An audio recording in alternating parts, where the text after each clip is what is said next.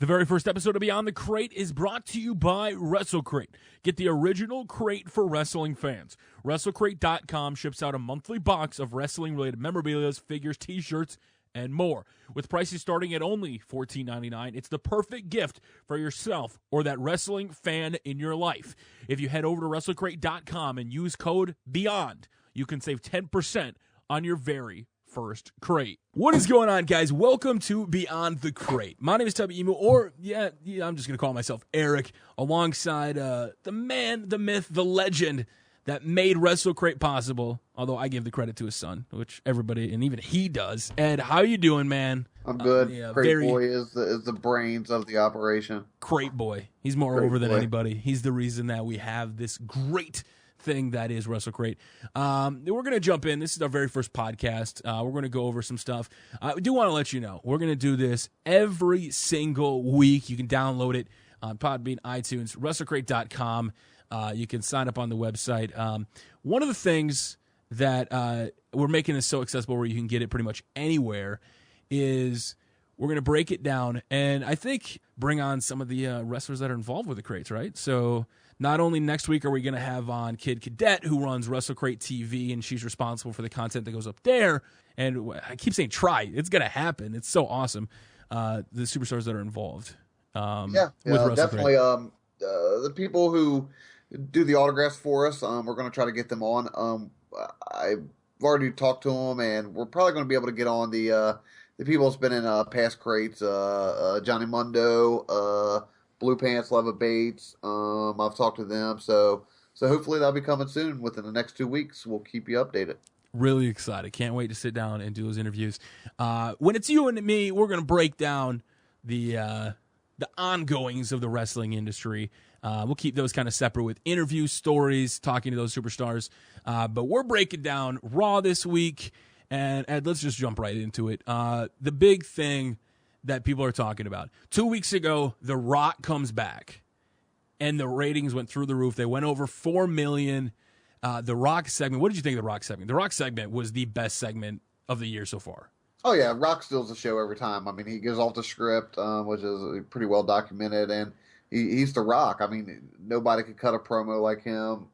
On script, off script, it doesn't matter where the script is. The Rock cuts a promo. People listen. People laugh. People love it. Absolutely. And I had kind of gotten to the point, like, with Survivor Series and him kind of coming back, his returns really kind of to wear off. I mean, like at Brooklyn, I popped for him at Brooklyn, but it wasn't like, he didn't do what he did on Raw. What he did on Raw is what The Rock does best and is what more talents have to do. You can't be afraid to get fired. You got to go out there. You got to take your, the reins in your hand. And he tweeted out, he's like, WWE probably like hates me for going off script, but that's what I do. Yep. And it worked off amazing. Like, it worked so well. The fans loved it. It made me feel like if they did this more often, I would tune in. I already tune in every week, but it would just, steal the show. Because he did in one segment, that the whole rest of the show itself was like, yeah, but it wasn't Rock great. You know what I mean? Like, yeah. I think that's kind of what Vince McMahon and Triple H talk about, where they always talk about people going for the brass ring and taking that extra step is probably what The Rock does. Don't be afraid to go off script. Don't be afraid to tweak your character or go that extra mile. Be like The Rock. Be like Stone Cold. Those guys were always, they just had it and they went off the script and they did things that you could tell that wasn't scripted. So I think that's what they're looking for. I think they're looking for those guys, to kiss the brass ring and do that. But like The Rock said, and like everybody else was saying, like, you're not gonna fire The Rock. He brought in $1.5 billion from his movies last year. He's the biggest man in TV right now. He's got like 6 TV shows going on. He's filming 3 movies. His schedule, how he's gonna be at Mania, is crazy to me. Like, he came from the set of Ballers at 3 a.m. and was at Raw. Like, that man's work ethic is such a motivation for me, and it's insane. And I think, some of the other talents, like the stuff he did, if any other talent went up to the Hogan, the Macho Man, I honestly think they might be in some deep I think they would be in trouble. That's where I think The Rock has some bit of pull there where he doesn't have to worry about getting fired. But if more talents did it where it just doesn't seem as scripted and they kind of feed off the crowd, it would pay off a lot better. Because like the Roman Reigns staying straight to the script, not feeling the crowd, it comes off as just not genuine, whatnot. And The Rock just kind of changed the game. I love that. It was my favorite segment. Yeah. I mean, he's The Rock, man. I mean, you just can't top it. You know, I mean, but there's nothing else to really say about it. He's probably the greatest talker in WWE history, no doubt about it. He's got to be. And he did something different. Like when he came into the arena and he had that hyped up, it was so, like, that was something we had. I mean, we see him do crazy stuff and sing songs, but that was another level. Like, that was just him evolving. Like, it was so great to see, like, him going up to Lana and doing the whole, you came to my hotel room. And I'm like, no other superstar in the WWE could do something like that. Nobody. No. But it doesn't mean just because you can't go big like The Rock, I don't think it doesn't mean that you shouldn't just play it safe by the book. I think you do have to take some chances. But as, you know, former superstars found out, like Brad Maddox, when you say the word prick, when you're trying to, you know, build up the crowd, even at a house show or, you know, a show like that, dark match, is you got to push the boundaries, but you know, you can't swear, you can't do like what Jericho did down in South America and stomp on the flag. So you have to push the limits. But how do the superstars push the limits now? You know, they see The Rock do that. I think if anybody else tried that, they would have gotten fired. But how do they push the boundaries without getting fired? Like what? I mean, it's a tough situation. I mean, they're definitely walking a tightrope of falling off of it or because like Triple H lets you know, NXT talents run with the ball, and NXT is authentic. NXT has basic storylines. You know, my favorite one was Sami Zayn versus Kevin Owens. The video packages were great. It made so much sense. I mean, Sasha versus Bayley is right up there, probably at number 1.5. But it's so simple. It's great booking. Things work. You know, he says, you know, I give them the platform. They go out there. They, you know, they do it. You know, we kind of have like an outline for them, but for the most part, it's them. And do you think that's Vince?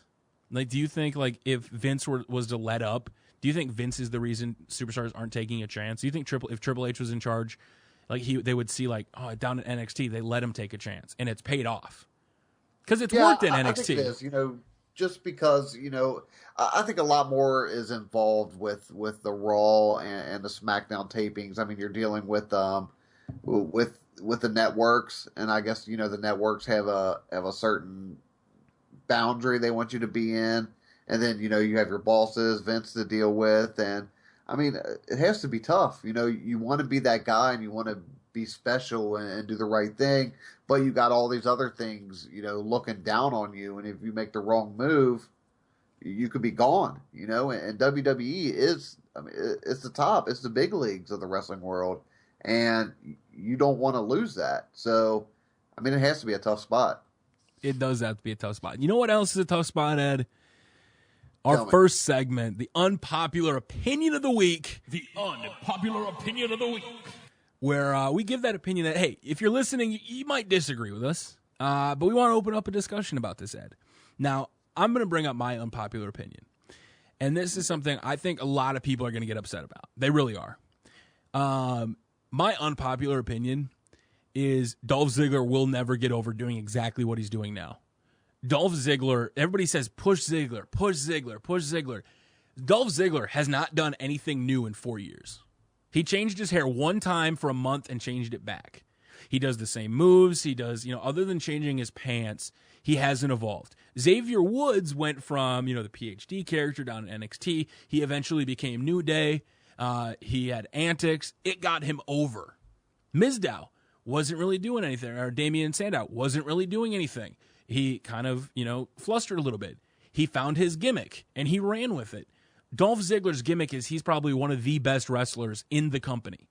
He will steal the show wrestling-wise. He's great on the mic, and I would love to see him as champion. Don't get me wrong. I want him to be that guy, but he's got to do something different. He can't just keep being the best wrestler. And that just doesn't work, in my opinion, on today's show. Yeah, I mean, for most of the wrestling world, it probably is an unpopular opinion, but I agree with the opinion. I mean, I was talking to somebody about this today. I mean, he's stale. I mean, he has to do something. I mean, what is he? Who is he? What does he want? It's just not there. And it's a gimmick that's been played out over the past 20 years. I don't know how many times. Just he has to change up. But what it is, I don't know. Yeah, and he doesn't do anything that's unique, and then people are going to take that the wrong way. Some people might quote me on this or say something that I'm against Dolph Ziggler.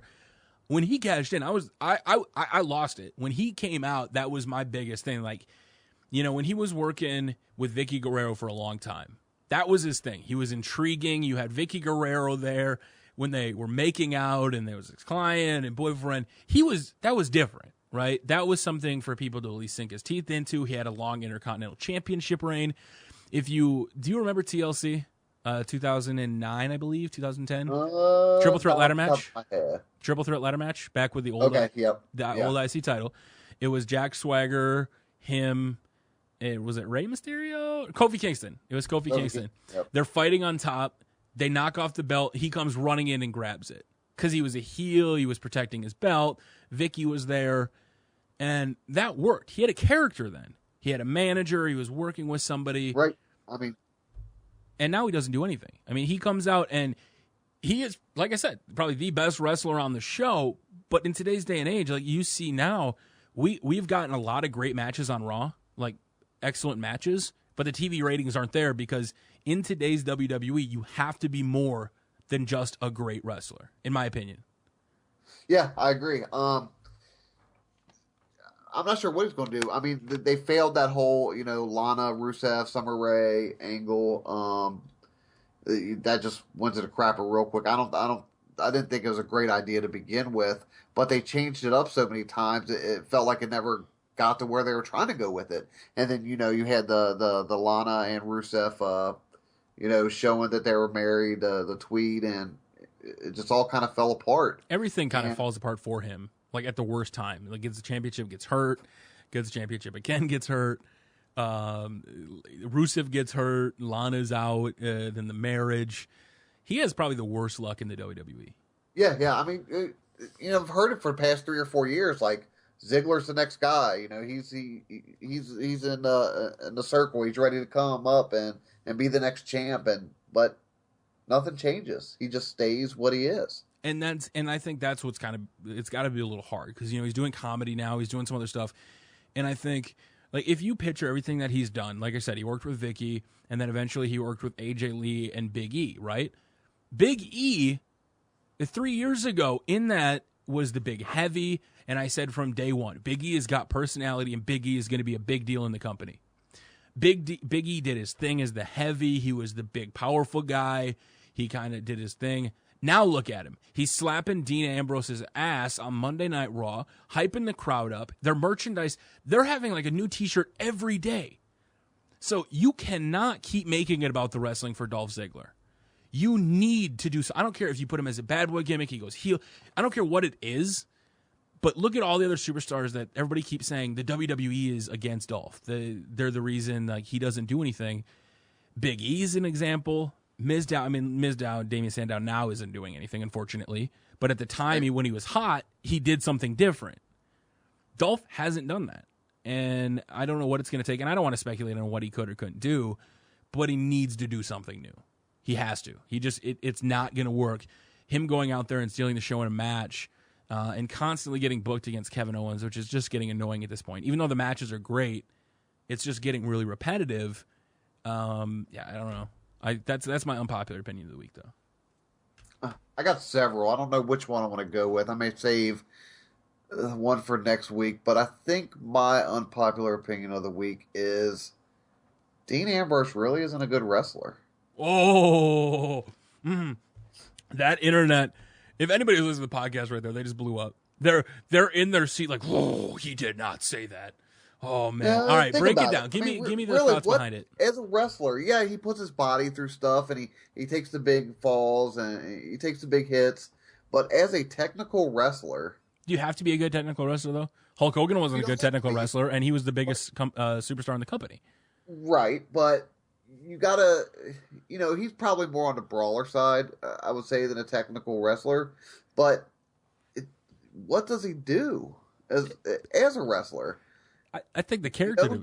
He does his clothesline and dirty deeds, and that's about it. And I would agree with that up until, a certain part of that. Because my big thing, and this is what I pitched for years, was Ambrose was going to be the Mick Foley. All he was going to do was get the big spots. He had the ladder spot, he had the cell spot, and I kind of pegged him for that role. But then, when he went on a Monday Night Raw, that's kind of where it changed my opinion, though. Is, we just talked about Ziggler being the best wrestler in the company. It's not getting him anywhere. Dean is over. And his lunatic fringe thing is a gimmick that works. I would agree with the wrestling aspect of it, but I think his character protects that a little bit. Wouldn't you? Come on. Doesn't his character allow that style? Does he have to be the best technical wrestler if he is that guy that is kind of crazy? If the IWC is going to pound on John Cena about the 5 moves of doom, then why does Ambrose get a free pass? Yeah, okay. On that point, I would give you that. Most of these guys, and that's just, unfortunately, that's the WWE style. They want him to keep it pretty vanilla when it comes to moves. Like, every superstar now is kind of getting their comeback. The basic moves they get in. Roman Reigns has only got the same 5 things. So I would agree with on that aspect of it. But I think that's where I would, kind of go against the opinion a little bit, is the fact that he does have the... what did you think about, not wrestling related, his wrestling related, but his speech to Brock Lesnar, that promo on Monday Night Raw last week? Like, that's where I feel he's protected. Like, the fact that he's like, yeah, you know what? I'll go to Suplex City. I'll take a beating. I've never been there. Is it like a cave? Like, yeah, overall, I like Dean. I think he's got a great character. He's very over, but just in ring, I can't buy in. I just don't have the buy-in with him in ring. It's just, if you watch one Dean Ambrose match, you've seen all of Dean Ambrose's matches. Well, you could say the same thing for Daniel Bryan, though. Daniel Bryan had the high spots. He was crazy. But Daniel Bryan, said, I have to make up for my size. So like, well, tone down your style, kid. I can't. I'm a 185-pound, under 200-pound guy, and I'm wrestling giants. I can't have a basic in-ring technical style. But Daniel Bryan used that to his advantage in the ring because he knew he was smaller. So depending on the opponent, he had to adjust his moveset and his attacks because they had to make it obvious that if he was fighting a big guy, that he'd have to go after their legs or whatever the case might be. So he was able to adjust it and move around based on his opponent. Ambrose just does the same thing no matter who it is. Did you like his, when you talk about technical wrestling ability? Does the finisher change a good or a bad thing when he went from the headlock driver to the dirty deeds? I think it's a good thing. I like dirty deeds. I think it's a good finisher. So what does he do then? If your opinion is he's not the best technical wrestler, what can he do then? Because his character, he's already over. What little things in the ring could he kind of bring to? Like, what more would you want to actually see then? I'm not sure. That's up to him, right? Like, this is something different. This is where I think a lot of people kind of get lost in this because, we want so much stuff from the WWE, where in other forms of entertainment, I'm not worrying about what they're scripting on my favorite TV show. All I do is tune in and watch it. And instead of, if you watch a TV show and you're unhappy, you get worked up about it, right? But absolutely. With wrestling, you read everything, get pissed at what's going to happen, it's going to happen, and then when it actually does happen, you're even more pissed. So, in the word of Ambrose, I would have to say, I think he could do a little bit more, but I think his style protects it, in my opinion. I think it protects it a little bit. You guys can let us know in the comments section on the podcast if you are on one of the sites. I'd love to hear your opinions. You could tweet us at WrestleCrates and at Tubby on Twitter, because I would truly like to hear it. Would you guys agree with either one of those opinions? Feel free to debate that. You want to save the other ones? We'll save the other ones for next week. Anything you wanted to finish up on that Dean Ambrose thing? Just while we're on the subject of Ambrose, I think they're definitely moving towards a heel change, a heel, either whether it's him or Reigns. One of them's going to turn on each other. I think they're making it pretty obvious. Yeah, and I'll on my YouTube, I'm kind of booking out to Mania, and one of the things I kind of thought of was I think they put Dean Ambrose versus Roman Reigns. I think that would be a good way. Some people have thrown out Jericho or something like that. I would agree that I would much rather have a Shield triple threat at Mania. I think that would be great. It's something I wanted last year. But I don't think they have to turn him. I think like this is where the character of Dean comes in. I think something can happen if they pull the biggest swerve and they don't let Roman or Dean win at Fastlane. You could just have Dean kind of have that crazy character. Like, what's going on? Yeah, the one thing with Dean, I think either if he's heel or he's face, he's still going to be over. He is, and I think he's got that, yeah. Yeah, just because he's of his character. You know, he's a crazy guy. Whether if he's the bad crazy guy, people still like him. If he's a good crazy guy, people still like him. So I don't think it'd necessarily be a heel change, because people still going to like him. Because if he turns on Roman, they're going to cheer him. Like, that's not the right person to have a heel turn against. Because if people are already booing Roman and you have Dean, they're gonna pop for it, right? Yeah, and it seems like something nobody's talking about is why can't Triple H face Brock Lesnar at WrestleMania? It almost seems like it's not an option. Like everybody's saying, oh, it's going to be Roman Reigns or it's going to be Dean Ambrose, and I don't hear too much talk about Lesnar winning. I think I would like to see that match. Yeah, and that's one thing that, you know, if they wanted to go the unpredictable route, it would make storyline sense. I mean, in the Rumble, you had, you know, the Wyatts take out Brock, and then they had the match last week, the thing last week. But when it comes down to Brock, you could have Brock like, kid, I was champion last year, and basically, you know, Seth Rollins took my opportunity. Well, I'm taking yours, or, you know, or something. Right. That could definitely make it worthwhile. Because I think that you're in a position right now it's make or break. I think, you know, the plans are probably already penciled in for Roman versus Triple H. And to be honest with you, that works for me. Like, if it wasn't, I'd prefer it not for the title, to be honest with you. But if you think of what Daniel Bryan went through, and this is what I keep saying, WWE is an entertainment product. How you can judge if a feud is working is the video package. NXT proves this. You have Bayley versus Sasha. The video packages were some of the best ones ever made. You had Sami Zayn versus Kevin Owens. The video packages sold the matches more than anything they did on TV. And there is so much ammo to go to for Triple H versus Roman. But the fact that Roman got the title, he's not overcoming anything. He already had the title. And then the booking where it doesn't make sense is now you have him win everything. He has the title. The Authority puts every egg in the basket to make sure he doesn't have the title. And then the very next month, they give him an opportunity at the title. So I think they do have an opportunity for a huge swerve to let Brock Lesnar main event. Because they faced it Mania before, and he won. Triple H got the victory at Extreme Rules, because you're not going to not beat Brock Lesnar if you're Triple H. But that could definitely be a thing. I mean, as a company, how could they justify Roman Reigns being there when he's booed? He's been booed out of the building for almost a year now. I mean, starting with the Rumble last year. I mean, people just don't like him. And how they keep trying to justify him being the main event guy, it kind of baffles me. Yeah, and correction on that. It was the opposite at WrestleMania. It was Brock won, and then Triple H got the victory at Extreme Rules, right? Or am I getting this wrong? Yeah, no, Triple H beat Brock Lesnar. So there would be some intrigue to a Brock Lesnar versus Triple H. Oh, I've beat you once before. I'm going to do it again. Yeah.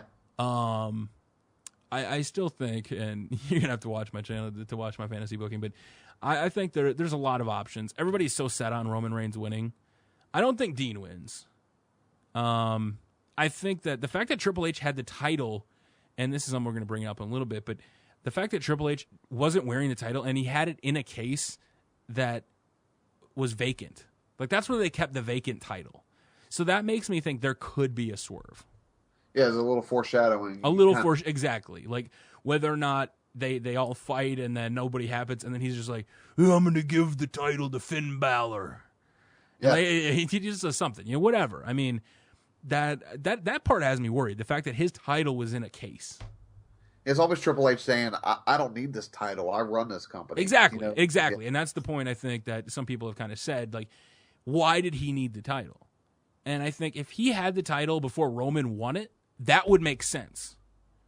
If Triple H had the title and Roman didn't win it at TLC, I would be fine with that. Because like I said, the video packages are there. Roman's been held down. He had his opportunity at Mania last year. Like, I could just picture like the WrestleMania 24 documentary, like, I was here last year, and then Seth Rollins, the guy that screwed me, and they show video packages of him getting screwed when Seth turned on him and sold out. And now this is his opportunity. He went through all this through a year, and I mean, it's recreating Daniel Bryan's hype. Is what I think that's what they're trying to do. They're like, oh my God, it worked for Bryan. We're going to do it for Roman. The problem was Daniel had that work ethic and did so much. Like, he was wrestling 2 guys, 3 guys in a night that got him over. Like you said, Roman hasn't done anything to get over. Yeah. I just don't see it. Like I said, it just baffles me that they keep pushing him and it's just not there. And I really don't see any improvement. It's just the same Roman as it has been. Do you think? Yeah, I have to think. Like, the cheers are getting bigger. Like, yeah, I mean, there's a little bit there. I think we need to take a step back and realize, like, he's a performer. Like, it's not up to me, and this is where we kind of get in trouble with the IWC and stuff, is, you know, we want the guys we want to win, right? Yeah. If my favorite TV shows I watched, I picked who was going to be the villain or, you know, who's going to overcome, it would suck. Because I have my personal preferences. But in WWE, we control it. So I think that now that more people are starting to get behind him, what is he going to do? Because he already beat Triple H up horribly at TLC. He gave him a beatdown post pay-per-view. And that should have been the biggest pop of all time. The Authority's getting taken down, but the pop was there, but it wasn't huge. Anybody else, that should have put him over. And I think because we hate Roman so much, there's so many people that are against him, I think we got to cut the guy a break. That's probably my unpopular opinion for next week, is you got to give Roman Reigns a break. I think so. I think he's had plenty of opportunity, and I just don't see the growth. But I also think like we talked about earlier with The Rock and, you know, going off script and doing this stuff. If you have Vince McMahon, who is invested into you and says to everybody that listens, Roman is our next top guy. He's my guy, and he's your safe pick. If that safe pick is given lines by Vincent Kennedy McMahon to say suckering succotash and all this other stuff, and he doesn't do it, then does Vince give him heat for that? If they're going to make Roman the top guy and he tries to go off script, do you think, like, the fact that he's related to The Rock would protect him? Like, it almost seems that way. I mean, those are serious things to consider. And I think a lot of people don't take that into consideration. If you're going to be the next John Cena, and whether you hate him or love him, John Cena sold merch. John Cena made the company money. Roman, not so much right now, but his tours are selling out. Not selling out, but his tours are doing very well. So I think the pops on TV are a little misleading. Because at house shows, he's doing great. They're selling tickets. His merch is selling. So is it just his in-ring ability? Because he's appealing to some people. Or else they wouldn't be pushing him so hard if they didn't see it in him. Or, I mean, could you imagine The Rock coming out, you know, when he was Maivia with the hair, his Survivor Series debut? If, like, he just did that and he never, you know, had the chance to become The Rock and, you know, Poontang and but I think you're in an era now where how does Roman do that then? If you're going to be the next top guy, you got to stay safe like John Cena. How do you get him more over? Because they've already done everything. They've given him the title. They've given him the biggest pushes in the world. I don't know. At this point, I just don't know what to do with Roman Reigns. But that's not my worry. My worry is either watch Roman or cheer him or boo him. Whatever they do, feel free. I think I'm going to boo him. You're going to boo him. I'm going to boo him. You're going to be that guy. All right. Let's jump in to the next story I wanted to talk about, because I think this is something that I think people have to let it go. Wrestling fans do not let things go. CM Punk left the company years ago. Ed, were you one of the people do you hold a grudge against him for just up and leaving? No, I mean, that was that man's choice. You know what I mean? It's his life. He could choose what he wants to do with it. You know, that's just my personal opinion. And especially, and this is where some people, like, there's such a standard, a double standard. When Edge had to retire, every single person understood it, thanked him for what he did. You know, if I keep wrestling, it could be, you know, career threatening, right? I don't think people take into consideration how bad MRSA actually is. Right. And that really, I do not think people understand how bad that is. And when you're constantly, you know, just you're not happy, and people have to understand that you can get tired out of stuff. I've covered wrestling for 5 years, and I go through periods where I just get burnt out about it. And if you've been like Punk and you've done it for so long, you just want to do something else. And I think people keep holding this grudge against him, and that's kind of where the story comes up, where, you know, he's been answering so many interviews, like MMA, WWE, man, the difference, you know, this or that, or do you know you're actually stepping into a real fight? And finally, a reporter asked him and brought this up and was like, you know, do you know the difference? Or, you know, brought up that thing, and he just loses it, right? I mean, would you lose it at a certain point? Like, I left a year ago. I left a long time ago. I'm doing UFC. I'm training my ass off. At what point do we just say, good luck, Punk? Yeah, I mean, I don't know how they set those things up. I mean, usually, you know, when you go into an interview, you say, okay, we'll talk about this, we'll talk about this, we'll talk about this. But, I mean, it is to the point where everybody knows the story. What else is there to get out of it? You know what the next chapter in his life is. It's the MMA and trying to go that route. So why not just focus on that? What else are you going to gain by asking him about the past when you already know the whole story? Yeah, and this is his direct quote. So not wanting to answer WWE questions. I don't feel like fielding questions about it, WWE. I've been there. I've done that, and I've accomplished everything I was going to. This man had the biggest pipe bomb of all time. He never got a main event Mania, unfortunately, but he was the champion for 434 days. He got to work with Paul Heyman, Brock Lesnar. He gave us John Cena versus CM Punk at Money in the Bank, which old Meltzer gave it a 5-star. And I mean, I gave it a 5-star too. It was a heck of a match. At a certain point, like, you just got to move on. Like, everybody says, like, guys that keep wrestling past their prime, like, they just got to hang up the boots. But a guy like Punk was so over, like, we keep bringing up the conversation now. If Mark Henry and Big Show came and said, you know what, I want to go back, Mark Henry says, I want to go back into bodybuilding. Does anybody question it? No, because they're not as passionate about Mark Henry as they are CM Punk. So I think there is some of that where wrestling fans are very, very hardcore into what they like or dislike. And when somebody makes a big move, I think a lot of people are right to question it. Like, hey, you came from the world of professional wrestling where, you know, it is scripted. It is entertainment. You know they kick people's ass, right? And he's like, yeah. But then fast forward almost a year, he's been in the gym. He's working out constantly. He's sparring. He's, you know, possibly got his first fight already coming up. I think fans got to let it go. And this is what he said. He said, you know, that's not what I'm asking. They said. He just said, he's going on about it. He says, that's exactly what you're asking. You say that my fans say that, you're mistaken. My fans do not say that. I wouldn't say anything to them. I don't justify stupidity with an answer. I don't give a shit what anybody thinks of me, whether I'm going to fight or not. I know what I'm going to do. If I did anything in my life based on someone's negative opinion on me, I would never fucking leave the house. My fans are people who don't tweet negative shit at me. That is, I think that's spot on. Yeah. In the age of social media, you know, people say, hey, Punk, I'm a big fan of you, but I hope you get your ass kicked. You're not a fan of Punk then. Right. You were a fan of WWE Punk. You didn't give a shit about CM Punk.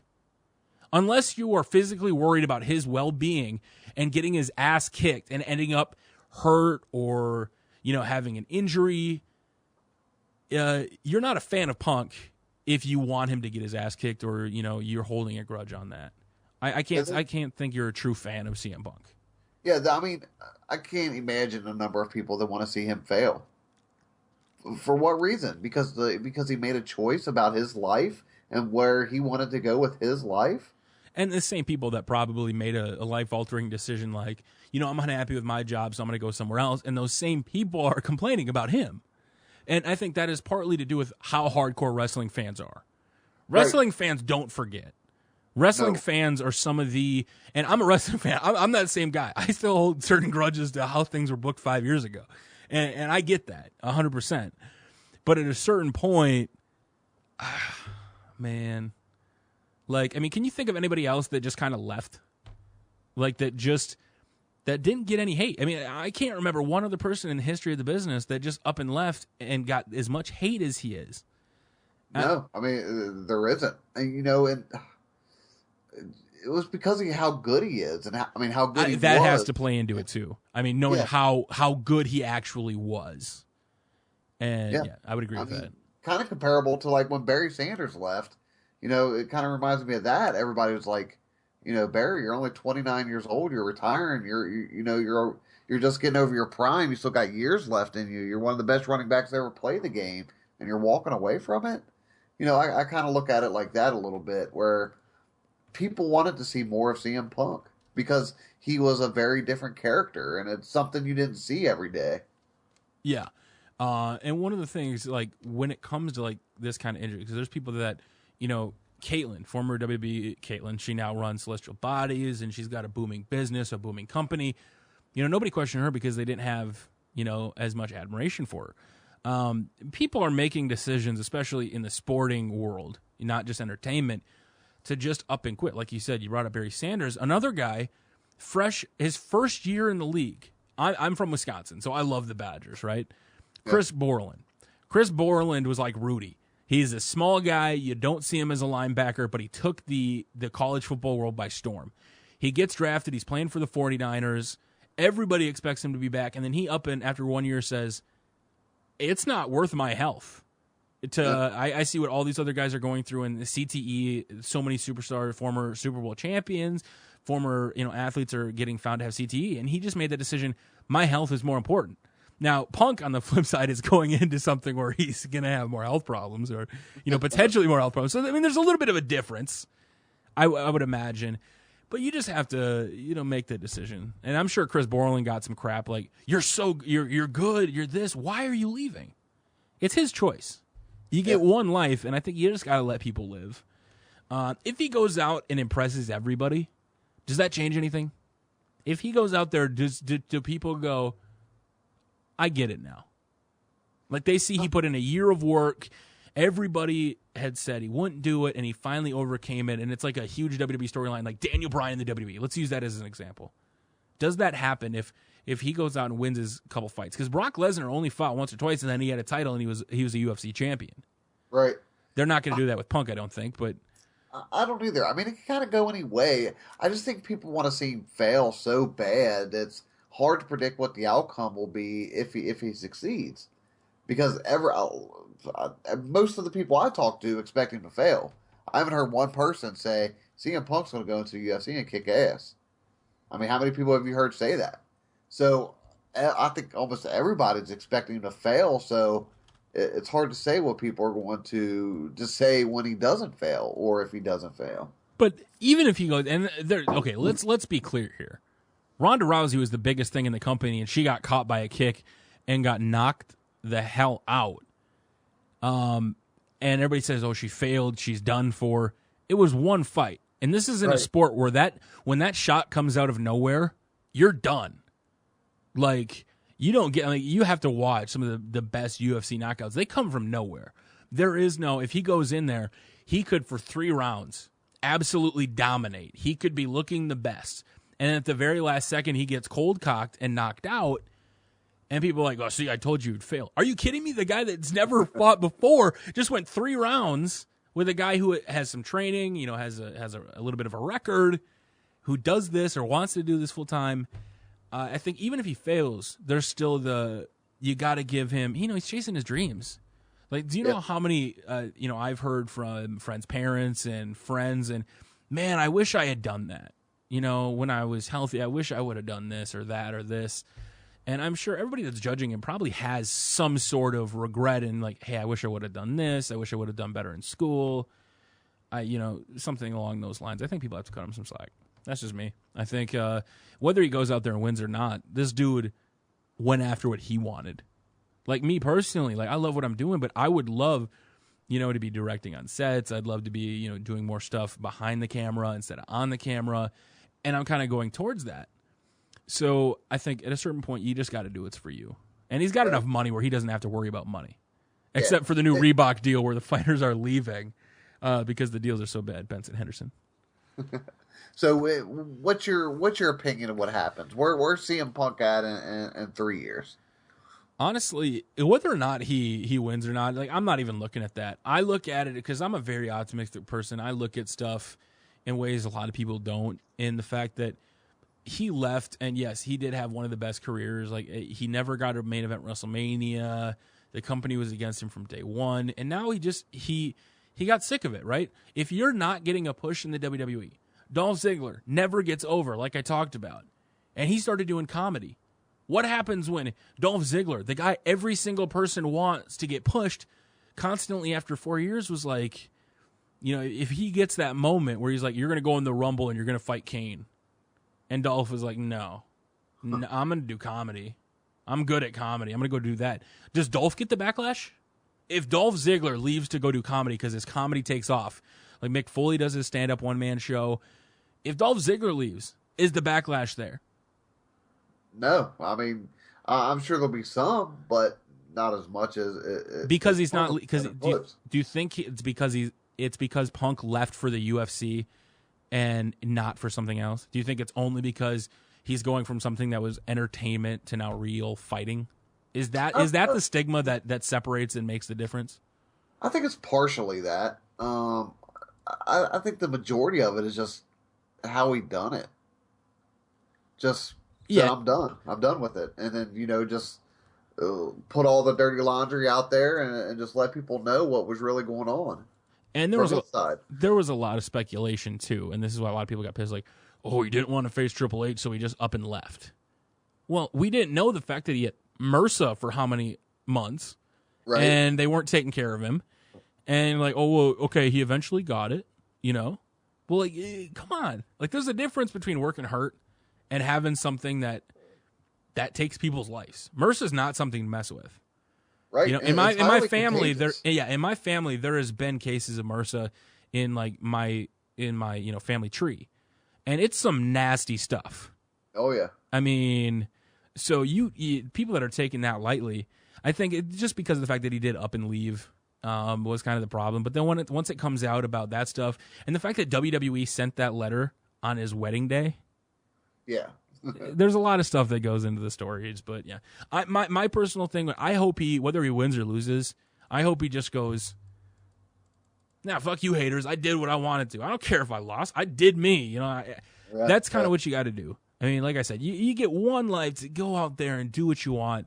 I give props to CM Punk. That's my final thought on it. I give props. Win or lose, he left one of the biggest entertainment companies, the WWE, to chase his dream, to what he said he wanted to put his mind to, and you got to give him credit, because even if he goes out and loses, the stuff that he did in the gym is stuff people want motivation to just go to the gym any normal day, and this guy went to the gym 2 or 3 times a day.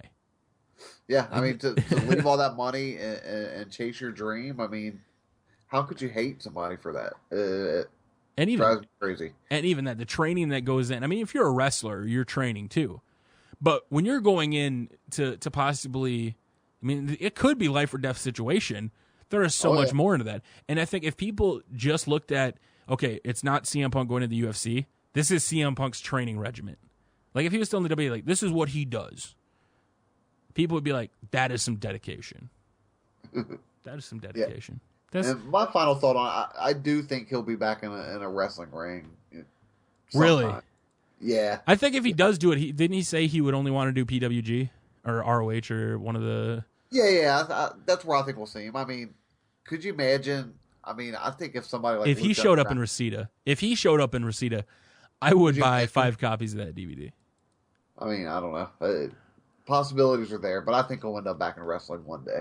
What company? Is it on the indie? Because he said he would only do, do we ever see him back in the WWE? I mean, you never say never. Nobody thought you'd see Sting. That's my take on it. I doubt it, but never say never. I would love to see him show up at Lucha Underground. That would, I think that would take Lucha Underground hotter than it is right now. Yeah.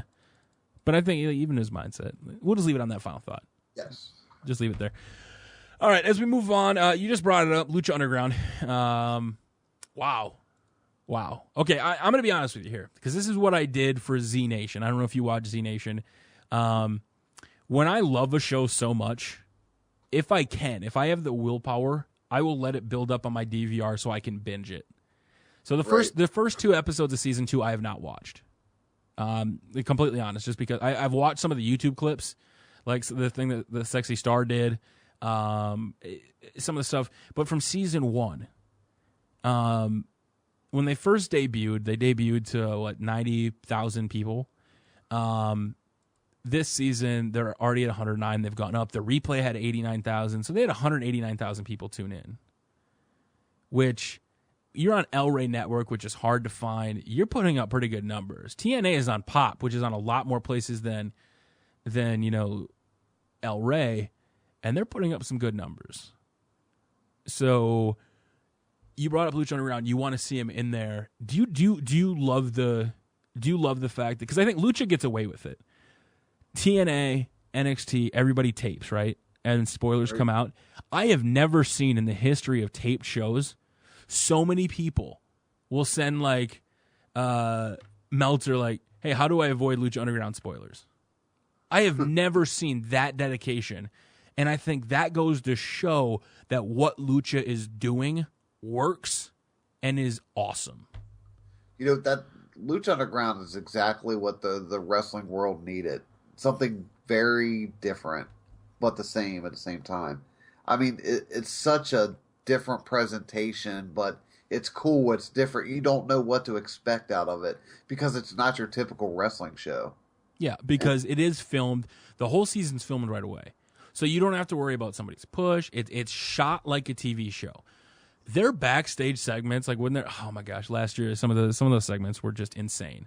And part of that comes from the fact that the TV producers that are in their corner, with Burnett, and they do such a wonderful job. And I think they're kind of proof wise protected against the spoiler. I mean, because you're still going to want to tune in. Like if you read the spoilers, you didn't see the video packages though. Right. They didn't have the video packages made. They went out there and they wrestled, and they do such a good job of rounding everything up.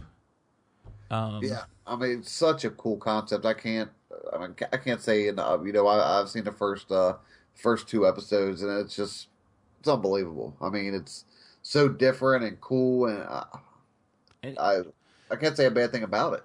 Do you think now, because this is WWE, could never do this. WWE, I mean, and this, we're going to bring up a story later that they're actually trying to do something like Lucha Underground. You have to stick around for that, but I think the format Lucha has is perfect. I've seen some people, the story was out about Lucha that WWE last year talked to him about doing something, possibly with talents, because they've been trying to get some talent. So I'm guessing they were trying to go after Ricochet or whatnot. Nothing came of it. And then the story kind of came out that TNA was like, hey, do you want to do a joint show in Dallas at WrestleMania? And they're like, nah, we're good. Yeah, we don't think it would work. We're not coming anywhere near your company. Stay the hell away. Honestly.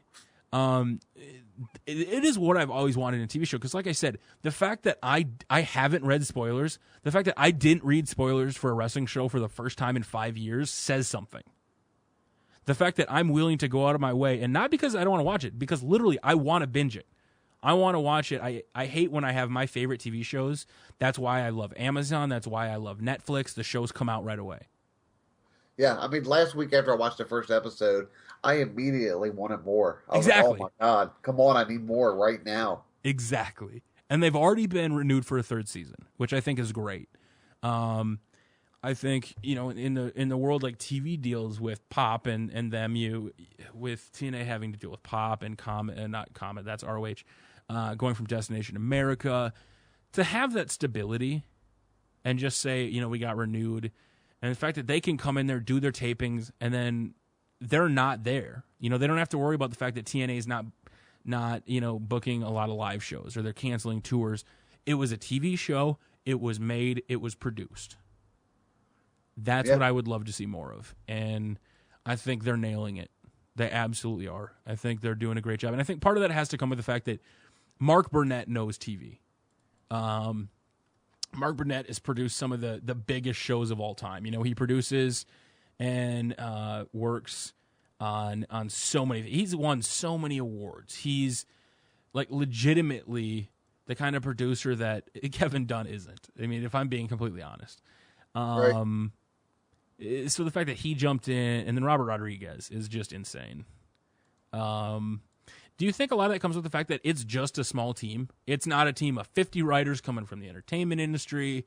The fact that they can plan out a whole arc, they don't have to worry about somebody getting hurt. What draws you most to Lucha Underground? Just the difference, how different it is. The segments, the setup, the filming, just the camera angles, just everything just has that different, awesome factor to it. It's just like nothing you've ever seen before out of a wrestling show. Exactly. And then, like, because that's another thing, like, we brought up with Dolph Ziggler, like, every time he got a push, he would get hurt. Here, you don't have to worry about, I mean, obviously, if somebody got hurt at a taping, it would really suck. Yeah. Luckily, that hasn't happened. Right. But how good is that setup for the talent? You know, they go film for, you know, a month or so, and they're done for the rest of the year. I mean, it gives them free reign to go do indies or whatever else they need to do. I mean, it's a perfect setup. I would love to work for Lucha Underground. That's why I work actors, for a month. I'm off for the rest of the year. That's why. Well, it's like actors. You're free to, you know, you go do your job. Versus WWE, you're hawking stuff that you don't care about. You're promoting. You're doing commercials for their corporate partners that have nothing to do with your character. You have, and here they go in, they film, they're done. The one thought I can say that I think would resonate with the most people, if you're one of those people, is the fact that there's so many people that don't want to read spoilers like myself says something. And that's something that has kind of been unprecedented, because I think everybody kind of runs to read spoilers for WWE and for TNA because they like to crap on it. Even if you read the Lucha Underground spoilers, the camera angles, like you said, the packages, everything about it is not like just watching TV and WWE and, you know, straight on camera angle, straight everything. Yeah, yeah. I mean, you want to see it because that's all the great stuff you're going to miss. It really is. It honestly is pretty awesome. Fun fact about Robert Rodriguez. One of my favorite movies, and I say because it's kind of a dumb movie, but I liked it. The Faculty. I don't know if you ever watched The Faculty. Yes. With Elijah Wood back in the day and Jordana Brewster. The pens, and then the alien. I was like, I forgot that he directed that. He's actually directed quite a few of some of my movies I like, Sin City and whatnot. So I give big props to the team, Mark Burnett, Robert Rodriguez, for doing something that is super unique and makes you want to tune in every single week. And I hope they continue to get renewed. I hope that, do they tour? Like, is this a show like PWG, where the reason PWG is special is because it's in Reseda? Everybody says they need to get a TV deal. PWG would not be the same with a TV deal. Right. It's a once a month high spot. Does Lucha Underground, do they keep it? As a wrestler, you'd like that. I come in, I have a full season done. I don't have to worry about backstage politics. It's already, you know, planned out for me. I think just as a talent, not having to worry about backstage politics. I mean, obviously after the season's over, you might have to deal with it. But once it's written, you're set. You don't have to worry about walking past Vince McMahon or Pat Patterson or accidentally leaving the building early one night because you're so tired of it and you stop getting a push like Tyler Breeze. Right. So no, I think they're playing. I think they got their thing. It works. So why change it? I think they're dug in pretty good. Matt Stryker would be the one thing that'd be like, hey man, I don't want to get. I'm still thinking. Like I said, I haven't watched the first 2 episodes from this season, but because I know weren't there talk some people last year they wanted Vampiro replaced. Do you like the comment? Okay, maybe it was just on some dirt shit. I don't know. They thought that, you know, they did an okay job. They thought somebody else could come in. How is like the commentary? Because like I said, I haven't watched it this season. And you said everything else is good. I think it's decent. I don't think it's horrible. I mean, it's wrestling commentary. You know, it's all kind of that's the only thing that's probably the same on Lucha Underground is the commentary, because commentary is commentary. They just do what they do. I don't think it's horrible. I was trying to. This is the point I didn't really bring up. Like Matt Stryker at Wrestle Kingdom 9. Oh my God. Right. So I was just, for some reason, I still had that picture in my mind. That Stryker. So. You know what I mean? Like, not really knowing what he was talking about over there, and like the fact that he just throws out kayfabe and just says, "Has he done that this season? Like, is he called British?" Because that's people's people's biggest. I missed it, but and I think that's part of the thing. Like, as a commentary team, the fact that you obviously know what's going to happen, you have a script and whatnot, but the fact that you can build, for a fact that you can say this. And something's going to happen. You don't, like I said, that's why I think Lucha Underground is great. Who do you think, obviously, because I would say Prince Puma, who is your favorite guy in Lucha Underground? Or lady? And I like Johnny Mundo, too. Don't get me wrong. Yeah, I like Mundo. Probably Pentagon Jr. Okay. I love Pentagon. Yeah. I just, the wrestling ability of Ricochet. Him and Evan Bourne are doing some great things. Like I thought the angle last year with Pentagon and Vampiro was great. I mean that last match they put on at the Ultimate Lucha was incredible. It was great. It brought a hardcore aspect back to TV wrestling that we haven't seen in a few years, and it was great. It is. And then I was looking at the reception. Yeah, 9 out of 10. I mean, everybody that I hear has only said good things about Lucha Underground. I don't think I've heard any negative things. So I hope nothing but the best. I mean, I want them to. Do you think they have a legitimate shot at passing TNA in ratings one day? Yeah, definitely. I'm not sure if they'll do it with El Rey, or will they help El Rey expand? I'm not quite sure about that, but I think they will. I mean, I think they're already the second best promotion right now. The El Rey thing, I would say though, like the whole, it is more targeted towards Latino audiences, and then like where they film, everything about it is authentic. Right. Yeah. You know what I mean? Like it's a very big, a big deal. They're only in approximately 40 million households though. Yeah, that's the only thing that makes me worry. I don't know. We'll see what happens. Maybe they have a plan up their sleeve and they'll make it happen. But man, it's good. It's so good. More people need to be exposed to it. Yeah, that's what I was trying to touch up, and I was trying to remember my point here was El Rey was launched by Robert Rodriguez. Gotcha. Okay. So would they pull away when he launched it? I think the only way he would is if he knew himself the potential was much bigger outside of El Rey. Because it's essentially his channel with Univision. So I think that would be kind of hard. If you create a show, would you pull it and go to another network for a better deal? Or, hey, I started this network.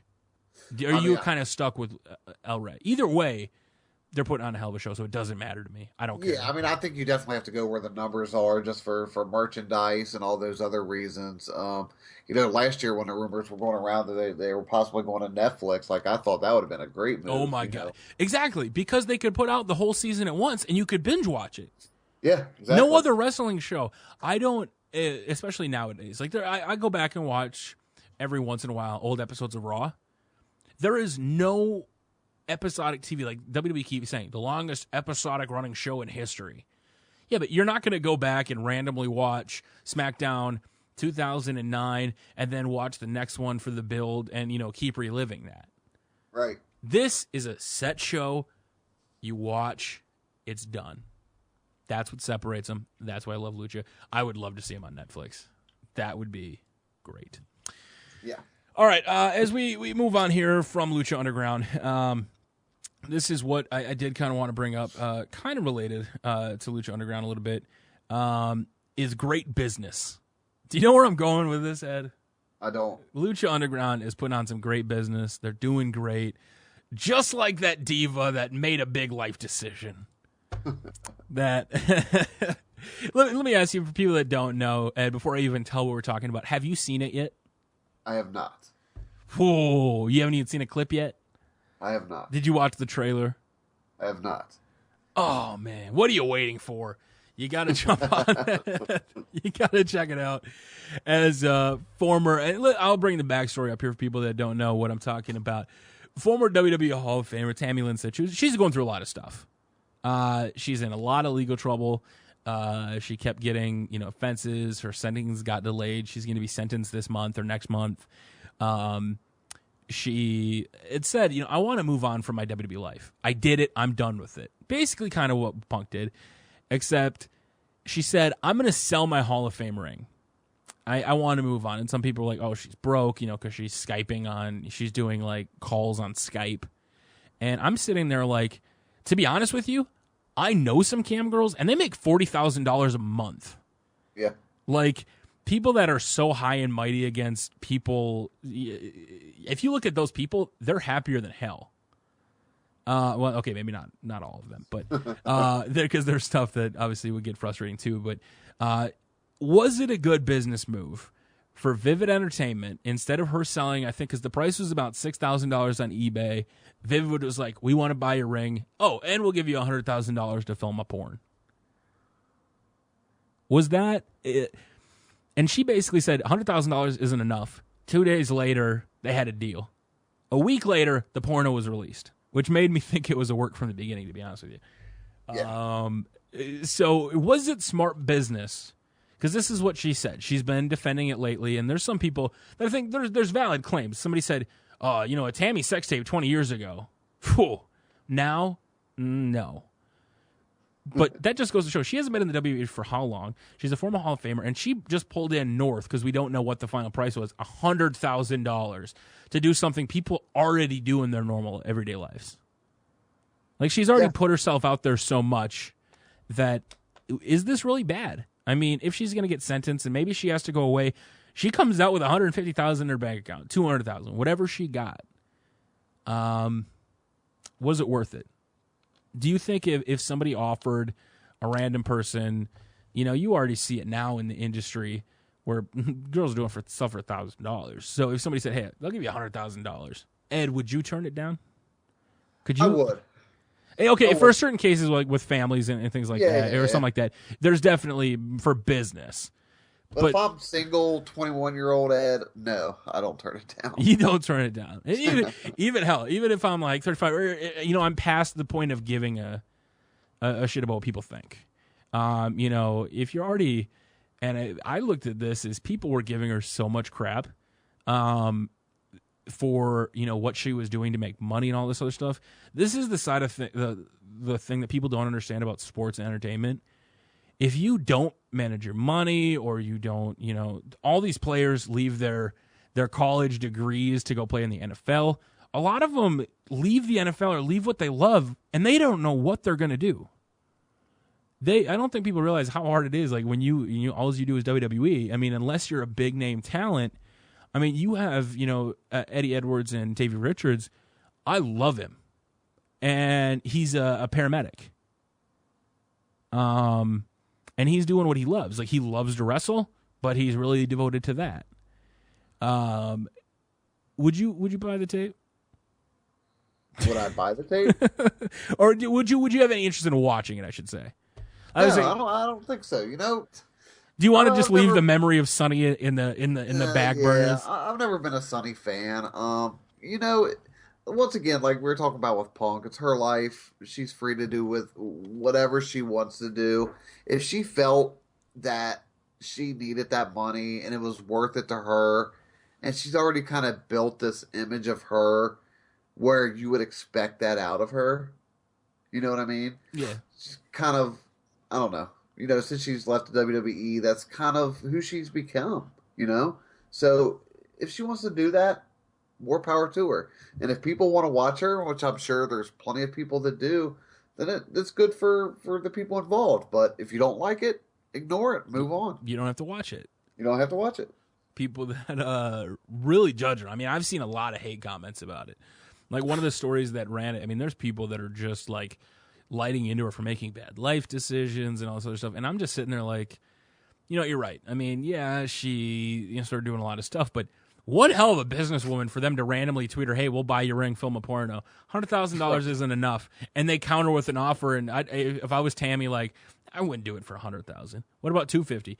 Well, now that you mention it, I would love to film a porn. Like, you know what I mean? Like, I think that's game-changing money. I mean, if you're making $20,000, $30,000 a year, that's almost 10 years' salary. Right, yeah. That's if she did and if you have to look at the history of like what America's become, it is all like we talked about this on Facebook. Like you post images on Facebook, and it's all this gimmick now where people just want more followers, they want more shares. It's all about going viral. You got the YouTube stars that do prank videos that a lot of people give them crap because they're faked, but at the same time it's entertainment. You have a lot of people that believe this stuff. And I just think, when it comes to Sunny, I'm all for it, man. I'll be honest with you. I'm the kind of person that, like I said, back in the day, I don't know if I will get in trouble for this, if the gimmick's gonna come over and beat my ass. One of my former girlfriends, when I was about to break up with her, I had a really big thing with, religion. I was talking to her, and she was very religious, right? And she had drew me a diagram explaining God, everything else, and I was like, what? And in the back of the notebook, she had Mrs. I'm not going to say my friend's name, but one of my friends. And I'm like, what is this? Like, I was just about to break up with her. And I find that out, and I'm like, go for it. I've just always been that person. Like, if you want something, go for it. Who am I to say? I don't. People make like judging like, oh, I didn't know her that well. Well, my whole life, I was this fat dude who sat around and didn't do anything. Now the fact that I'm up and running and doing yoga, people are like, I don't know that guy. You know what I mean? So, like, how do we know what people really want? I mean, and one of the things she said was it was very professional. I mean, I don't think people realize this, is you go in, you're filmed for an hour and a half, and you're done. You do the thing, and they're out there. And if you have to look at what America's become, look at Farrah Abraham. Look at Kim Kardashian, who now is loaded, has like 10 TV shows. She gets paid hundreds of thousands of dollars to make one tweet. We've kind of become this nation where we'll criticize them, but you're probably going to watch the tape at some point. Yeah. And everybody has an opinion. So, Which it's fine. There are people that are against the industry. There are people that, don't agree with stuff, which that's fine. That's just like wrestling. Whether you like somebody or you don't like somebody, it's your opinion. But at the end of the day, the only person's opinion that matters is the person that does it. Except dealing with the ridicule. Right. All right. We'll finish that topic. Just like I'm not going to go there. I'm not gonna make that joke. I'm above that. One of the things that I think was something that I didn't really get a chance to bring up because we've kind of held off on a little bit. Like Lucha Underground, right? Lucha Underground has this huge format that's wildly successful now. And there was rumors about this, and I don't know when the plans were set in motion for Lucha Underground. Because I know they went back in 2014 is the first season started back then. When the WWE Network launched, they had thought about doing what they're talking about. Ed, you want to tell them what's going on? I mean, it's a plan, right? Like are they trying to do what Lucha's doing now? WWE. What do you think? You see the success of Lucha Underground. You have the WWE Network. Since the inception of the network, there's been talks of making a show for lighter weight wrestlers. It was Cruiserweight back then is what they pitched it. Cruiserweights. And now they basically, the dirt sheets. So we have to take this with a grain of salt. We'll focus on lighter weight wrestlers possibly coming this summer. And I'll be honest with you, a lot of the shows that WWE are putting out on the network are better than the actual TV show.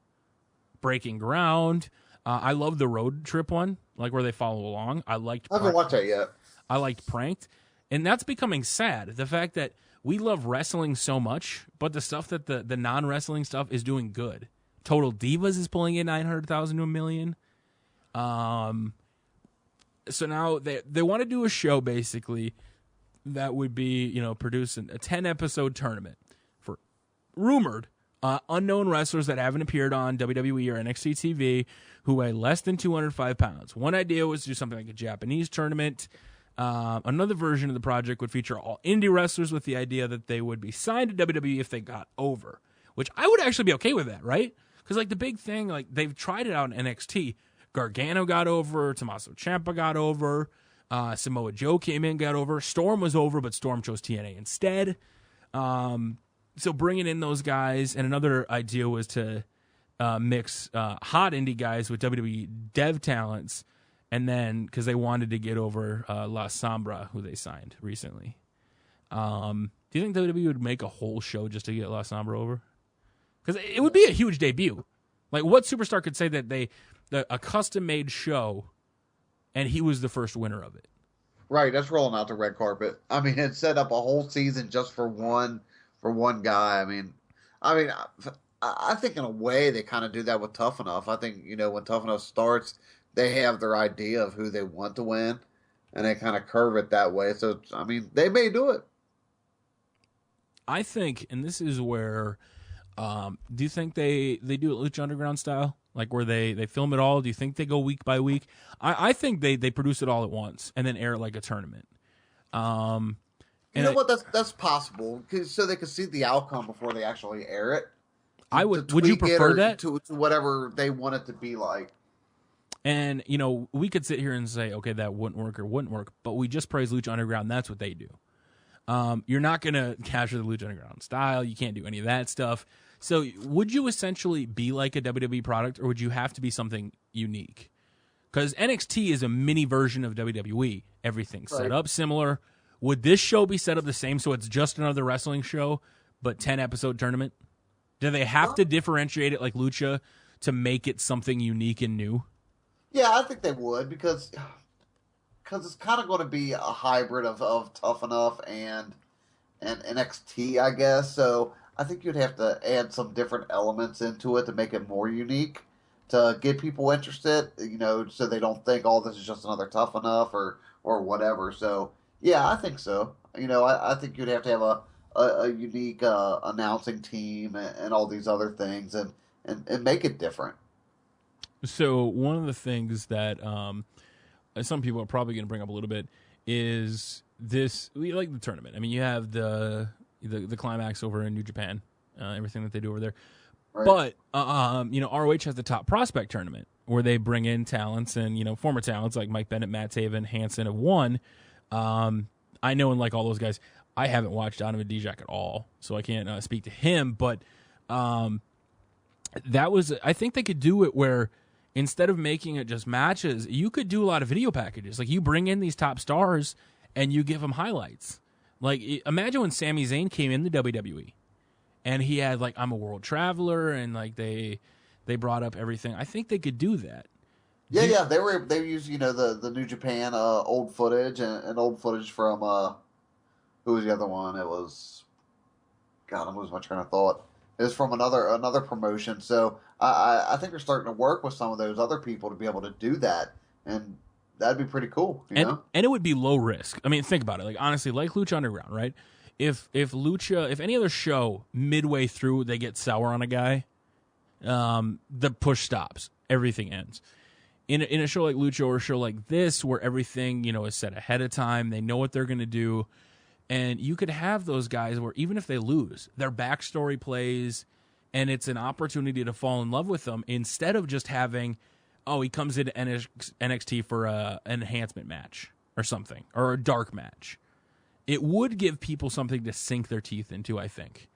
Yeah. I think it'd be a pretty cool premise. Yeah, I would watch it. Which format do you think they would go with for most? Like, what would you like to see? Because I think unknown wrestlers, I mean, this is WWE.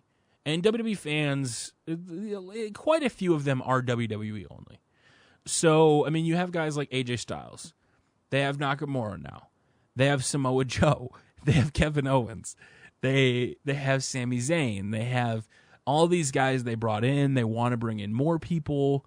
I mean, there's still a long list of people that they haven't even debuted yet that WWE has. Like, I don't think people realize how stacked the roster is right now with talent. Right. I would like to see a mix, I think. I would like to see more of the hot indie guys, stuff like that, with the premise that, you know what, guys, we're going to film this show, and if they love you, And if social media blows up for you, we may offer you a deal. It's a lot different than, hey, we're going to sign this guy to a 5-year contract. They debut him and nobody cares for him. Here, It's like a no-risk thing. Come in, we'll give you X amount of money. You get over, maybe you got a job.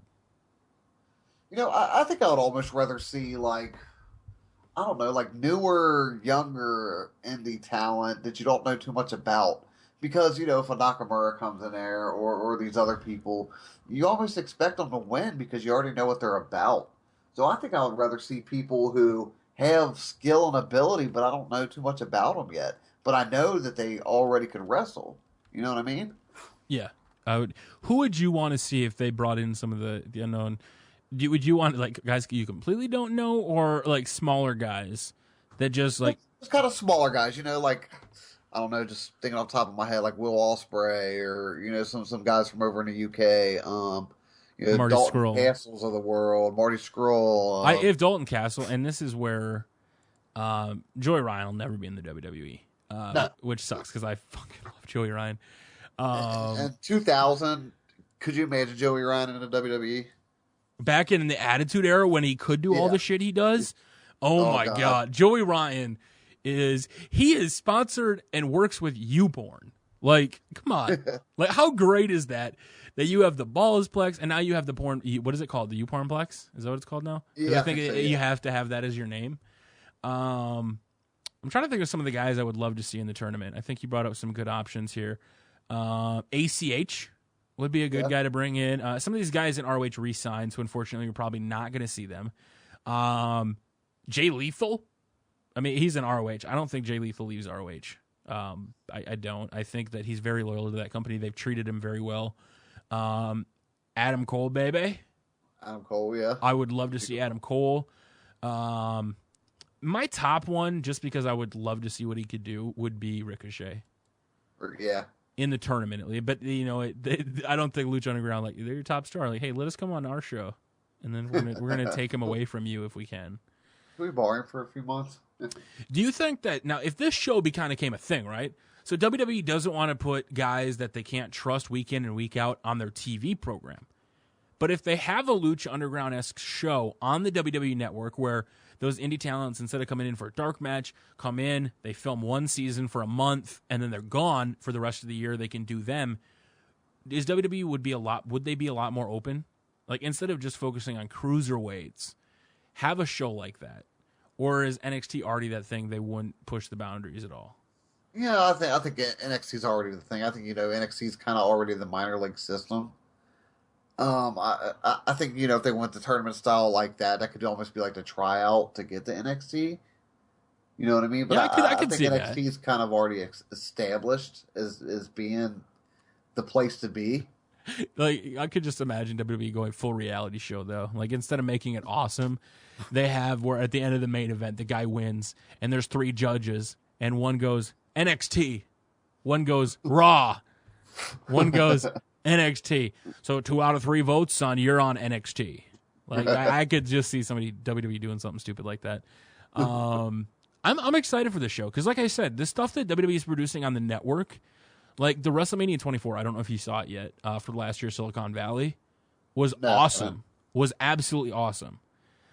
They spun Paige's first Mania and, like, hit AJ Lee completely, obviously. So they definitely spun stuff to their narrative. But, like I said, the shows they're producing are almost better than their TV shows. And that includes I've been NXT. very impressed with it. And that includes NXT. Because I'll be honest, when the network came out, I said this time and time again, I'm cool to go back and watch old footages. Like, I love watching some older NWA or, stuff like that. But I want new content. I don't want to relive on the past so much. So I'm loving what they're doing, honestly. I think it's you know what? good. Another thing that's great is in the past you never really got to see what the wrestlers were really like and who they were, behind the curtain. And now you get a good feel about how these people are, and you get to see them as who they are, which I think is really cool. Yeah, 100%. All right, one of the last things I want to touch on really quick, because all these guys are now getting signed in, right? And for the first time, you had guys like When Kevin Owens first came in, they changed his name, obviously, to Kevin Owens. And I was fine with that. You know, it was related, you know, to wrestling, a tribute to Owen. And the name, I love it. Sami Zayn is great. Do you think Kevin Owens and obviously El Generico went to work? He's back in Mexico. He's with the Orphans down in Mexico. Right. Do you think any of the indie guys that got signed are jealous with the fact that guys like AJ Styles and Samoa Joe get to keep their name now? I think so. I think they'd have preferred to stay who they were, just for, I don't know. It's smart business. I would say, though, on both sides, it is smart business. First by the talent to protect themselves, but also smart from the WWE, because if you bring in a guy, formerly they don't, you know, they'll bring up, you know, his past, like AJ Styles. They're very limited on what they can bring up. Like, they bring up New Japan. They're obviously not going to mention his long career in TNA, which as a company, they're your competition, so I get that. But the fact that you have these guys that have the names and they get to keep them, you have that recognition, but then you still have the rights to make merchandise, license it, have the matches when they're gone. It is smart business on both sides, because you can cut your losses if, you know, it's not working. I guess WWE can always cut their losses. That's not a big deal. Right. But what type of, going forward now, do you think this becomes the standard? Like, James Storm comes in, all these guys come in, Tommaso comes in, Gargano comes in. Do you think it's now the standard if it's a good name and they got a huge following? I think, you know, Owens came in and sold a heck of a lot of merchandise, right? Styles comes in, his shirt sold out day one. Austin Aries, and this is where I kept talking about talent. Austin Aries is in the WWE. His T-shirt sold out the same night. So it goes to show that if Austin Aries came out with Aries of Austin, like, okay, whatever, but Austin Aries, his shirt sold out. Do you think that the merchandise sales are proving to WWE, we're just going to let them keep their name? Yeah, I think it makes perfect sense, because, you know, the people who are fans of these guys, when they come in, they're fans of them, you know, and they don't want that name change. I mean, I don't get it. I mean, why wouldn't you want to give the talent a sense of, what's the word I'm looking for, of comfort, knowing that if something happens in WWE, they could just go back to being who they were when they came in. You know, I think they should just give them that right. If they had their own career before, right, I would make that statement. Like, no WWE talent should ever get to keep their name once they leave WWE, which they don't. Right. They're not allowed to. But it is different if you make a name, like you said, as AJ Styles, and you now come in, and WWE doesn't want you to have that big push, because, like, if you go over to, like, TNA, like, one of the big things was WWE messed up Derek Bateman. And TNA, the one thing they did right in TNA, I mean, they do some stuff right, but they killed it with Ethan Carter III. Yeah.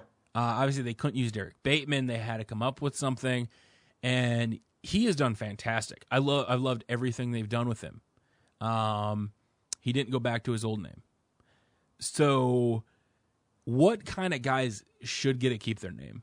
Is it only the big, like, should Nakamura get to keep his name? I mean, Hideo Itami, like, all these guys, like I said, just that came in before, didn't get to keep their name. I don't think Kevin Steen is a name WWE works. I love Kevin Owens, personally. Right, yeah. El Generico, not going to work. I wish what guys keep him in a mask, though. I still have that feeling. I wish he would have stayed in a mask, kept him a luchador, and I don't know. Okay, that's a fair point. But, I mean, besides them, what kind of super talent nowadays should get to keep their name? Do you think that they should just go to a model of letting everybody, or only the people that, you know, a guy like Austin Aries, a guy like AJ Styles comes in, Samoa Joe, their merch, boom, sold out. Like I said, if they debuted as any other name, like, yeah, they're that guy, but is it as big of a deal? If you've wanted Samoa Joe to be in the WWE your whole life, and he's finally in the WWE, and he's called Samoa Joe, are you not more apt to instantly buy that shirt because it finally happened? I would say so. You know, if they're proven, I would almost leave it up to the talent themselves. Like, you know, hey, Joe, you know, we know you're new here. What do you think? You know, you're known around the world as Samoa Joe. we could roll with that. Here's the positives of it. Here's the negatives of it. What do you think? And just negotiate it, you know? Yeah, I mean, there's some guys I think couldn't keep their name. Like I think if ACH come in, I love ACH, but I mean, we already have problems with names, and would they get a guy over on TV called ACH? Right. Like he would probably need a name change. You have, I don't know if they'd ever bring back Chris Hero, but like Chris Hero got to keep his name, and he got to go back to it because he had a new name in WWE. Do you think some guys want to keep their name so that it's not ever associated with WWE? Do you think there's any talent that says we want a new name because I don't want to, if I get swashbuckled around and I'm jobbing around, because the amount of talent that when they get fired from WWE or they leave WWE and they don't take WWE out of their name just to keep that recognition is kind of big. Like some of the guys, like I know Ricardo Rodriguez had his in his name for a long time. Del Rio had WWE Del Rio that he didn't mess with until he finally changed to Patron. Right. So a lot of people, like I brought up before, is like with Sonny, like if you've done wrestling your whole life and now the wrestling's over, you got to make money somehow. So, yeah, like I said, there's just too much. I would leave it up to the talent. I really would. I mean, I think it should be negotiated. What do you think? Just talk it out, make it work. Yeah. Is there anybody on the indie scene right now that jumps right to the main roster? Because you had the biggest indie signings in the world, and only AJ Styles went straight to the roster. So is there anybody else left in the world that is as big of a name as AJ Styles? Because Nakamura is a huge name in Japan. Right. A lot of IWC love Nakamura. But the amount of people, they don't have, Access TV is finally here to show New Japan, but they don't have the exposure of, even if they only have 300, 400, 500, back when TNA had 1 million, they still had more exposure. So I almost want to say Jay Lethal, just because of his experience. I don't know. It's a tough one. I don't know. Yeah, I'm just trying to look at some of this. Like, honestly, like, would there be anybody that would go straight to the main roster? And really, WWE has done a great job of scalping the talent, man. Right? Yeah. They really have. But and I tweeted this out, and this is a very unpopular opinion because, and this isn't part of the series, but a lot of people, when I tweeted out, like, Austin Aries and AJ Styles are finally in the WWE. I give all the credit in the world to the talent themselves, but to the people that constantly just hate TNA, to not give any credit to them for Samoa Joe or AJ Styles or, guys that basically were in primetime or on television because of that company.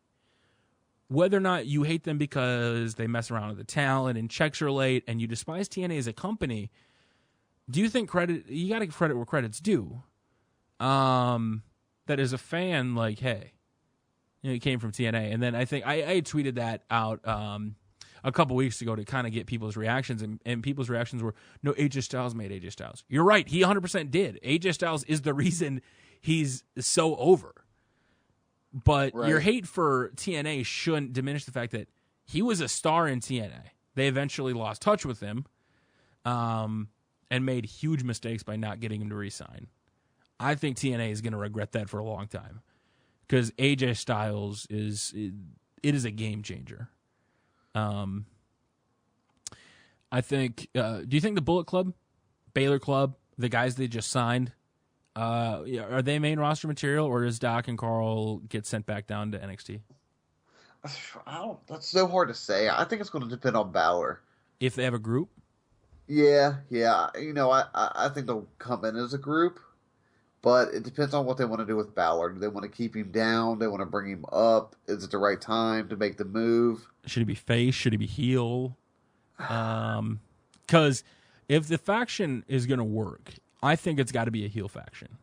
Yeah, a I had that devastating, feeling too. a devastating group that just kind of comes out, like Nexus, like, and I think this is where it works because But you the already bad thing about it is I can't see him as a heel, just because of how they've built him up. Balor, just as this good kid, quiet. You know what I mean? Every time you see him, he's smiling, playing with Legos. But isn't that the big heel turn? Like that he's reuniting with the boys? Yeah, I mean it could be, but it's hard to imagine him as a heel to me. So if the Bullet comes, do you not see him even involved with that then? I think he will, but it's just it's hard for you to picture right now based on how they built him. Correct. It would be like Bailey all of a sudden becoming a heel. Yeah, because Bailey is going to be the John Cena of the WWE. Yeah, I agree 100%. She sells merch, the fans, the kids love her, and that's a very stark contrast to where John Cena is made for the kids pretty much. Bailey's made for the kids, but you love her. Yeah, you cheer for her. Because of the matches she's had, it's kind of like the anti-John Cena, where she does everything he does, except people like her. So I'm still waiting for her to eventually get called up. But NXT is stacked right now with talents, and whether or not they get to keep their name is kind of up to it, because they really haven't had a bad name. I don't think anybody's really had a name that's doomed their career that has came in from the indies. Because the people that have, like the big names, they're already on the main show. You got Owens, and unfortunately, like Hideo got hurt, so Kenta didn't get to keep his name. But for the most part, I just personally would want to know if there's some jealousy there, or if they're like, hey, we started offering these people to keep their names because they're selling shirts like crazy. Like, did James Storm ever get a T-shirt? Because he never signed a contract.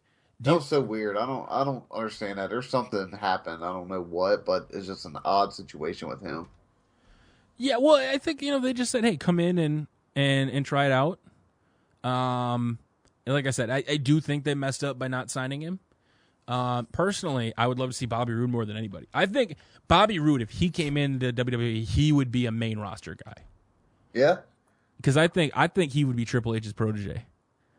I love Bobby Roode. I think him and Triple H would be. I'd like to see Triple H versus Bobby Roode, to be honest with you. That's something if I had to look at it that way, I was looking at the indies. I didn't even think about TNA. I would love to see the Wolves down the road one day in the WWE. I think Bobby Roode is the one big guy. If I could pick anybody in the wrestling world right now that would keep their name 100%, it'd have to be Bobby Roode. I'd like to see a Mil Muertes versus Brock Lesnar match. Lucha Underground favoritism going on right now. Right. Any guys from Lucha that you think could come in and keep their name? Because most of their aren't Lucha's names theirs? Because that's why Ricochet. So, that's why Ricochet is Puma, and I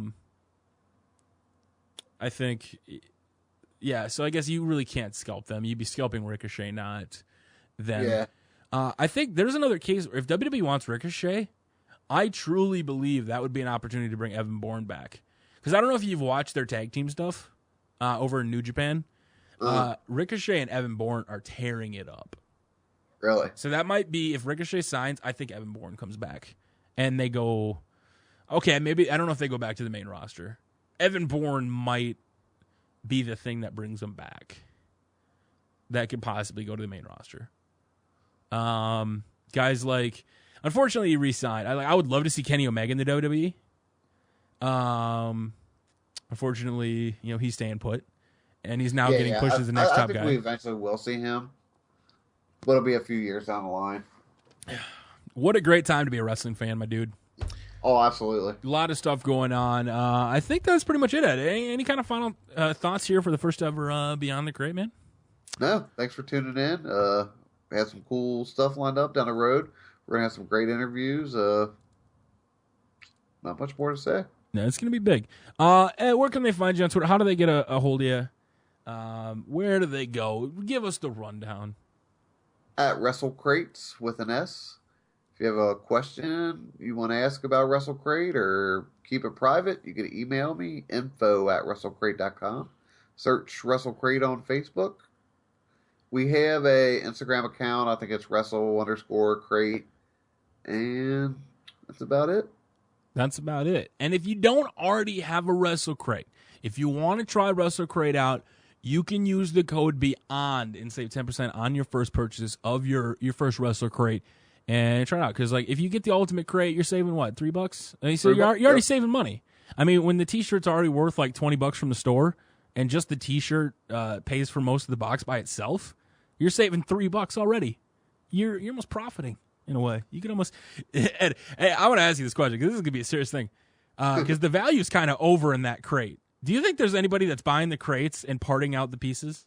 You know what? I think there are. There was a guy who mentioned that on Facebook one time, saying that he was going to do it. I'm not sure if he went through it or not, but it was kind of funny. Yeah, because I mean, you honestly think about it. Like I said, the T-shirts, and usually every time I get a box, the figure and the T-shirt alone cover the whole cost of the box, and the autograph just stacks on top of that. I mean, and you get up there. I mean, $50, $60. I mean, like, it's packed. It is absolutely 100% worth it. And if you use the code BEYOND, you'll save 10% on your very first crate at WrestleCrate.com. As always, if you like the show, make sure to leave us a review. It helps us out. If you're listening on iTunes, Podbean, anything like that, that support goes a long way. And I'd give you a website, but I don't think we have the website set up. So you're probably listening to this on WrestleCrate.com right now. Down the line, we're going to have some big things. You can follow me at Tubby Emu on Twitter. And that'll wrap it up. Ed, thanks for stopping by. I can't wait to talk to Future Stars. Not Future Stars. I mean, that's Kid Cadet. I'm putting her over already. She's over. I'm liking what she's doing. If you unbox a WrestleCrate, if you get a box and you want to unbox it, WrestleCrate TV is your shot. They'll upload it for you. You can send Ed the email. You already gave it to him, info@WrestleCrate.com. They unbox it because like that's what it's made for, right? I've seen the UK boxes, and like they literally. That's the whole point, that you want to share it. That's what unboxing crates is awesome. And we highly suggest you submit your unboxing because they can get some exposure, right? Yes, sir. Yes, sir. And if you're in the UK, you can check out at WrestleCrates UK because I have to imagine some people that are going to listen to this are going to be in the UK. And now that they're over there, you're saving on shipping. Because I think that would be one of the big things, like back in the day, people's big concern was, hey, shipping costs are a little too much. Like the crate's worth it 100%, but the shipping, it's like me. If I don't have Amazon Prime, man, it's so hard to order something. Now that you're over in the UK, you cut out the middleman and you're saving that money. So I would try to say something about how much it is in UK, but I have no idea. Yeah, I don't calculate pounds. Do they have pounds? Do they have euro? I don't know what they do over there. All I know is this has been the first episode of Beyond the Crate. My name at Tubby Emu. At WrestleCrates, Ed on Twitter. And you're the only one that runs it, right? They can hit you up directly. You're not going to be hitting up anybody else. It's you. They know they're talking to you. I'm the man. I do it all. Just like those autographs that are coming are 100% legit, the official and the original WrestleCrate. Until next time, guys, my name is Tubby Emu, Ed from WrestleCrate, and we'll see you guys next time. See ya.